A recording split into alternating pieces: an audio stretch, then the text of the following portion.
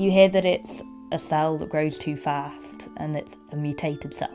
But it's kind of like, well, if it's just growing too fast, then cut it out and you'll be fine.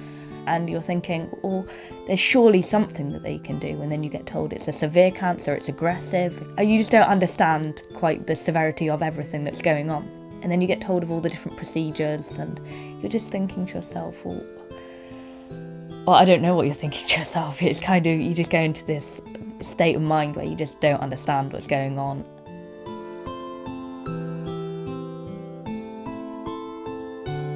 I don't think that you should always talk about death when someone is dying, because that isn't the most important thing.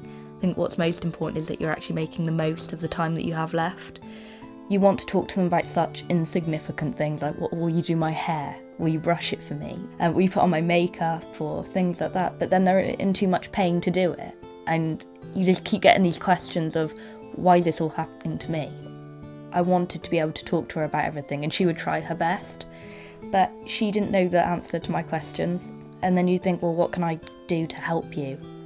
But there's nothing you can do, which makes you feel really insignificant and makes you just angry with yourself because you can't do anything to help either. Inside, I suppose I did know that at some point she would not make it. But I was not going to say that to myself.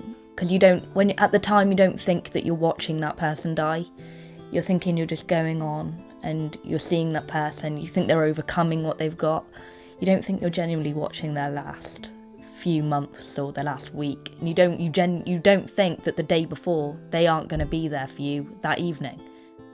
So when I was laying in my bed the day of the Mayfair and I was getting really excited, I told her there's been an emergency. So I thought, okay, it's been an emergency, I'm going to give her a ring.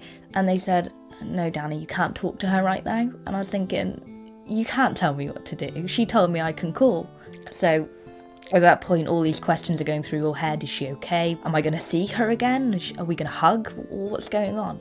So we got to the hospice and we got taken aside to one of the rooms. And they said it so factually, almost like you'd be watching Casualty and they'd say it like on that. And you're thinking, no, this isn't me. And it is.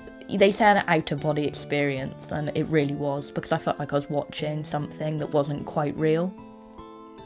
And you know that, no, she's not there anymore, but you can still see your mum. And at that point, you kind of realise what has been taken away from you, but you can't comprehend it either. I just don't really remember the funeral, really. You almost don't want to be there. You don't want to be witnessing this, and then chucking the soil on, and it all just seems almost a farce. And you're thinking, stop. After 3 years, I just wanted it to stop.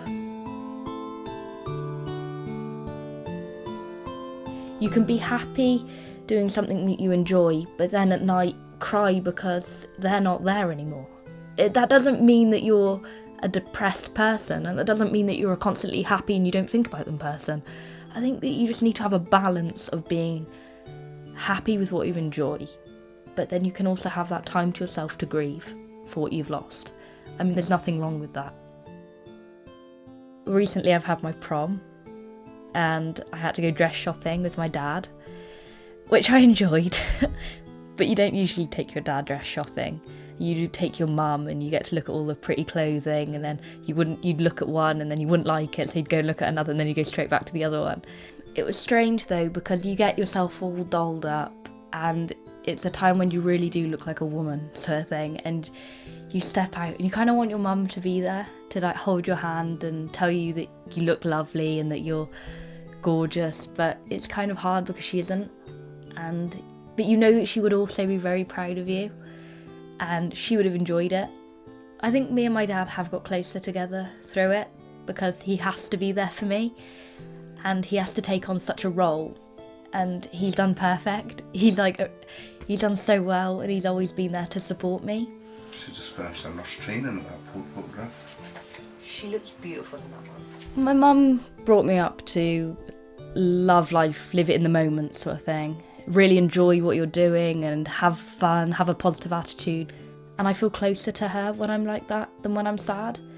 Because when you're angry, you can't really open yourself up to what you're really feeling. But when you're happy, it's kind of like you felt this way when you were with her, and it brings back old emotions that you enjoy and that you're happy with. It's been 3 years and there's still moments where you can break down, you're inconsolable, you can't get your breath, and you feel like you feel like you're back in that moment and you can just be taken back so quickly. But if I feel like that from a song or lyrics, then she's always going to be there with me.